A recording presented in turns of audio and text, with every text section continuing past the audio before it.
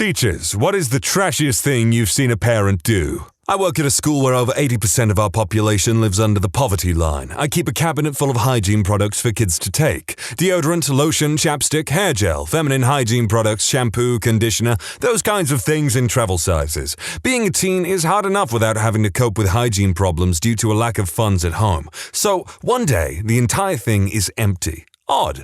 I refill the cabinet and 2 days later, all of it is gone again. Refill with the last of my supplies and catch the kid in the act of sweeping everything in his bag. I stop him, take him in the other room, and talk to him. He told his mother about the cabinet. She ordered him to bring her everything he could get. She was returning the items to Walmart for store credit to buy cigarettes and beer. I told him to tell her the cabinet is locked now. I bought a bike lock. It was sickening. A mother came to a school sports day swigging from a bottle of wine. We always felt desperately sorry for her daughter, because whenever she returned to school following a holiday at home, this was a boarding school, we had to wash all of her clothes because they reeked of cigarettes, and this poor little girl was easily the most unhappy child I've ever seen. Woman I used to babysit for worked at a school as an assistant or some crap in Toronto. She always told this story about how the class rabbit would go home with a new kid each weekend. They kept trying to avoid giving one kid the bunny for the weekend because it was clear his home life wasn't the best, but they finally caved in and let him take the rabbit home. The parents killed the rabbit and ate it. They killed the class bunny and fried it up for dinner. They weren't even ashamed when they told the teacher what happened on Monday. Said they were out of groceries or something. A likely story, but what if the boy simply wanted to keep the rabbit for himself forever? You deprived him of taking the rabbit home for so long, and when he finally had the chance to have the rabbit all to himself, he decided, well, what's stopping me from keeping it? Just make up a likely lie and it'll be all his. But if they did actually eat the rabbit, that is totally messed up. Well, in my profession, it's more often what the parents don't do that wins them the Parent of the Year award, but I do have a couple Hall of Famers. I'm a special education teacher, so I deal with kids with all kinds of physical, emotional, and academic disabilities. I took care of a little girl once who had a number of complications due to spina bifida. Her mother couldn't be bothered to take care of her. The little girl wore diapers and was cathed. She required 3 to 5 diaper changes a day. Mom would only send 5 diapers a week. The thing is, she was getting full services from her community, so she was being provided with plenty of supplies. We suspect Mom was probably selling the extras. I ended up just buying her diapers. Mom would not change her catheter regularly. We would change her out at school, but other than that, she'd go another 24 hours before a change out, longer if it was a weekend. The smell from the infections she'd get after a weekend was horrendous. She had lice constantly and oozing bed bug sores. Her mom told us to F off when we call her and tell her to take her to a doctor. Found out later in the year that she also had scabies. We offered to administer the medication and creams at school. Mom told us to go to hell. The girl would come to school in men's underwear, XXL shirts, and size 16 pants. She was 8. Finally discovered that her 9-year-old sister was changing her diapers and dressing her every day, and sister couldn't find any other cleanish clothes to put on her. Mom's response? I'm busy. I have to get to work in the morning. Final straw was when the nurse discovered what appeared to be STD warts while changing her diaper one day. Nurse made, for the 10th time, another CPS report, but principal insisted that we call home and report our findings. Grandma found out, tipped off Mom, and Mom appeared at the school 15 minutes later, snatched up the kids, and disappeared. Investigators showed up 15 minutes later, but Mom was already long gone. Never saw the kids again. I was wondering to myself the entire time, where the hell are Child Protective Services and why is everyone in this story so freaking useless? I wouldn't really give a crap. That kid wouldn't go anywhere with that woman if it were on my watch. Staff raised money to get an 8-year-old girl a winter coat. We live in rural Canada. Girl came to school the next day in a t-shirt in the dead of winter, her mom wearing the brand new child-sized jacket. For those wondering, the principal confronted her about it and Mom told her to F off, and anything her kids owned belonged to her and she could do whatever she wanted with it. Children's Aid was called and that student lives with a very nice foster family now. Mother was rail thin, looked like a stereotypical junkie archetype, sleeves were 3 inches too short, didn't cover most of her stomach, and she could do it up properly. Our vice principal is a former army sergeant who's built like a tank. He's well-liked and an amazing role model in a community where many of our kids don't have good male role models. On several occasions, I've seen mothers step well over the line and make very sexual comments to him directly in front of their kids. I mean in plain sight of their own children, and in ways the kids notice. He's always very respectful and often asks another member of staff to join him if he sees one of those parents coming to talk. But it's pretty damn trashy when it comes to some of the innuendos I've heard. These aren't jokes either, they tried to get handsy with him too. My cousin is a teacher and she once had a parent come to a parent-teacher conference extremely drunk and right before the meeting tried to pull out a bag of booger sugar and start doing lines. Police were called and so was CPS. The school also had to call 911 once because a parent overdosed in the parking lot while waiting to pick up their kid, and the poor kid was too young to understand why their mom was slumped over in their car. It's quite sad, but I actually also know a teacher or two who's had to look after kids whose parents, don't really look after them and they're kind of addicted to illegal substances, and it's just really sad knowing that stuff goes on and people are so irresponsible with their own lives when they have kids to look after. The sad fact of the matter is some people do not deserve to have children. I volunteer at after-school programs to help tutor. I had a student earlier this year. Good kid, loves math, loves computers, wants to be a programmer when he grows up. He's really struggling in 7th grade because he has no computer at home. We have to do his online assignments at the program, but we only meet twice a week. I pulled his mom aside and explained how he could be doing much better in school with some kind of PC and internet access at home. She says that she can't afford a computer. I tell her that for $200 I could piece all the parts together myself for a fully functional setup that would be sufficient for at least the next few years. I'd even build it with him so he could learn some extremely valuable information. I'd even front her half, but she'd have to pay me back. She says no way, still way out of her budget. Mind you, while we're having this conversation, she's barely looking up to speak to me, too busy scrolling through the gram on her phone. I say, screw it, I'll do it myself. Scrap together all the parts I can for free. I only had to buy an HDD. The setup was really out of date, but still worked. Gave it to them, kid was thrilled. About a month later, I noticed he's trying to finish all of his homework at the program again. I ask his mom if everything was okay with the computer. She says it broke down. I say, okay, what happened? I'll pick it up and try to fix it. She says she had to throw it away. I pull the kid aside and ask him. He tells me she sold it to her cousin for $50. I really don't like calling people trashy when they're apparently stuck in a culture of poverty. Maybe she needed that $50 for the light bill or groceries. But at the same time, she spends 3 times that amount on her cell phone each month, so it really just broke my heart. It was like she's doing everything in her power to ensure the kid has no frickin' chance at a decent life. I work in a school in one of the most socially deprived areas of the UK. At Parents' Evening, we give every parent a printout of their child's grades in each subject alongside their target grades. Last year, we had a parent of an 11-year-old respond to this printout by shouting, "What the F am I going to do with this? I can't effing read, can I?" This was in front of the other children, parents, and her child's teacher. After only 1 year in this school, there's actually a pretty long list of things I've seen parents do, or have heard other staff members claim to have seen parents do. Since a few people have asked, the school is in the Midlands. I don't want to be any more specific, just in case anyone figures out which school it is. People seem to be torn on seeing this as just trashy or more as sad, as if I might be picking on her a bit. Just to be clear, I'm not making fun of her. A quick laugh behind closed doors at things like this seems to give a bit of levity for a teacher in schools like mine. It can be tough, but I think the majority of people who work in these areas do it because they want to help conquer some of the social inequalities or issues that people are facing, whether that's for pure humanistic beliefs, their own ego, or just because it feels like you're accomplishing something. Maybe a bit of each. Regardless, I feel sympathy for the woman in question and her daughter. One of the aims of my job is to help prevent people reaching adulthood without the necessary skills to thrive. Her behavior doesn't change that. That doesn't make me assume I'm a higher class of person than she is, just dealt a different hand, I guess. At the mention of the Midlands, I just had to read it, and now I have to think about what school it could possibly be. Also, what a stupid thing to get angry about. No one can tell if you can read or not. That's up to you to tell people. I called a parent about a behavioral issue. I must have been on speakerphone because I heard the kid come home. Parents start screaming at and wailing on the kid, cussing, calling them all sorts of names. I don't even know if the parents remembered I was on the phone. I hung up the phone and went to my principal. Teachers are mandated reporters. Don't hit your kids in front of a teacher. That should remind me, I had a really great school when I was a kid. The headmaster actually drove me to school on some days and even organized other teachers to drive me to and from school occasionally at the height of personal family issues as a kid. Teachers can seriously have the most positive effect on kids with bad home lives. Oh my god, I've worked in behavior units and juvies for a few years now, so you can imagine the families we get.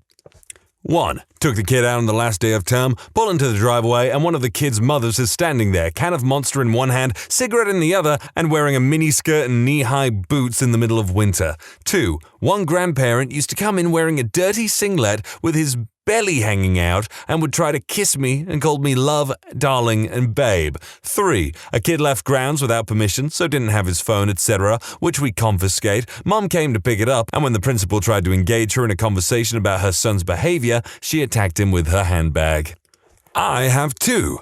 There is a parent who would walk through our closed campus every single day. As teachers, we are supposed to stop her because it's closed campus. Every single day, she would pretend she didn't know the rules. We always knew it was the same parent because she let her younger children, who weren't in school yet, ride around on their scooters ahead of her. One day, she was walking through with a stroller. She was not paying attention, and her freaking baby started falling out from the front of the stroller. I saw 4 teachers jump up to help the kid, and the mom didn't even acknowledge. The other one happened directly to me during parent-teacher conferences. I was meeting with a mom and her live-in boyfriend about her son. At the end of the conference, I asked if they had any questions I could answer for them, and he started asking me personal questions and flirting with me. I deflected and told them I had more conferences, but other teachers have told me that parents have hit on them before, so it's probably pretty common. Not a teacher, but a college administrator. Parents will call in very frequently when there is an issue with their student's living situation. If they're a butthole, frequent,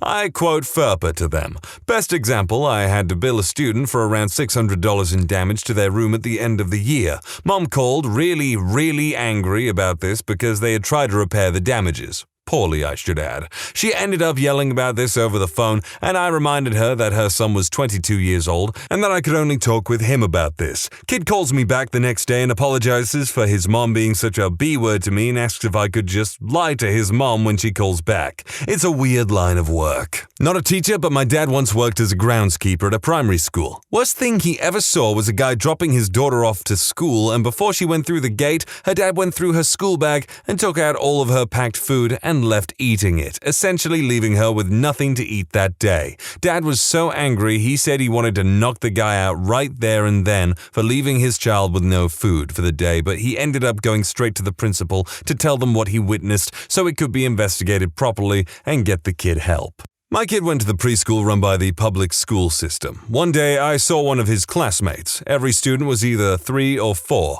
Moms opened the front passenger door, and they drove off with the radio cranked and the little girl dancing on the seat, leaning against the dashboard. The back seat was totally empty, not even a car seat. The next day, I offered the lady my other kid's seat. I'd buy another one on the way home. She told me to F off and drove away with her daughter again, standing out in the front seat. I let the principal know, and we watched the car drive into the traffic towards the highway. Day 3. I've called the police, but they'll only come if I call during the pickup. Great, that'll only take 30 minutes for them to arrive after mom drives off with the daughter dancing on the seat again. I tell the principal I'm reporting the mom to family services if she won't intervene. On day 4, a guy shows up in her car and comes nose to nose with me. Without even so much as an introduction, he says if I keep harassing his woman, I'll regret it. I tell the principal, nothing she can do. They stop bringing the kid to school after that. Parent witness to an event, not a teacher. My kid's very first day of school. She's 4.5. In the gym hall, all the kids and parents are in line according to class, and one by one the teachers come and take them away. Our group was last to go. As we're waiting, a guy storms in, clearly drunk, starts shouting at a woman in the line, "Why the F didn't you tell me it was now? I've been looking everywhere," etc., etc. He slaps the mom. Another dad in the line pulls drunk dad away and pushes him. He falls down on top of another kid.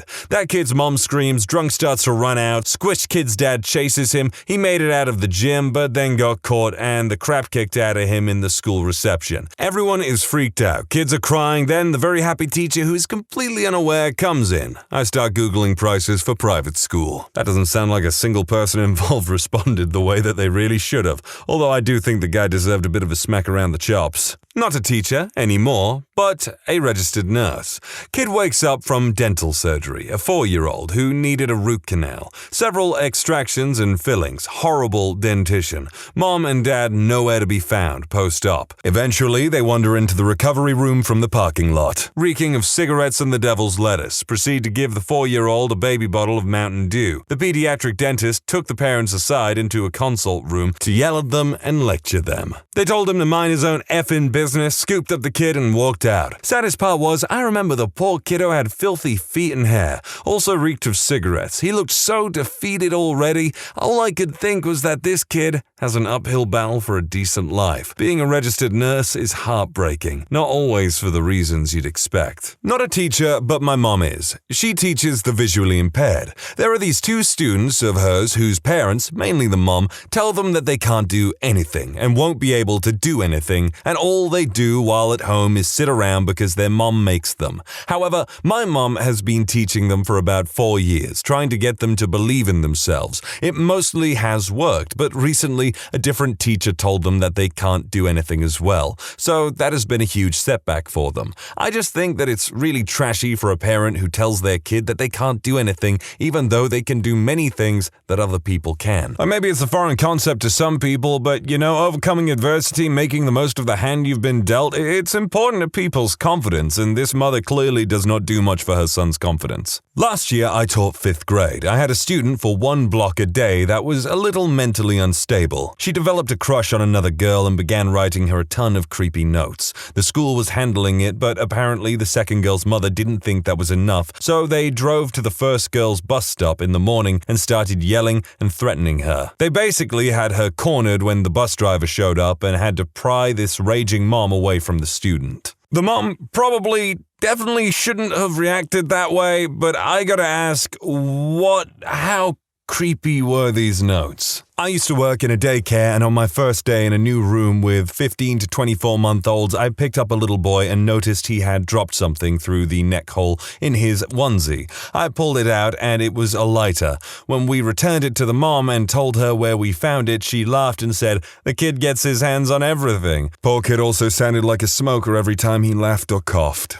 End of day, parents were pulling up to the building to pick up their kids. 2 moms got into a physical fight in the parking lot when one of them pulled a baseball bat out of the trunk of her car. The families both jumped in and it was an all-out brawl. Went on a trip to America for the performing arts. Parent met their kids at the end of the trip for the last 2 days. Parent went out and got hammered both nights and would sneak into her student room, utterly off their face, and wake all the kids up to try and party. Tagged along to our final tour dinner with all the kids and got hammered again. Worst person ever. That sounds like a parent going through a midlife crisis and trying to relive the days of their youth because they're surrounded by younger people, maybe. And it's sad. Was in a parent-teacher conference as a middle school teacher. The kid starts talking about college. The parent looks at this kid and says, "You're not going to college. You're not smart enough." Like, WTF, how could you stifle your children that way? What a piece of crap. Not a teacher, but definitely saw it happen. Dude talks trash about this girl's cousin. Yes, cousin, of all things. There are tight groups of friends, and her friends were not happy and confronted him. Next day, his mom has the audacity to come over and threatens the entire staff and students with some special injection that will make them mentally impaired.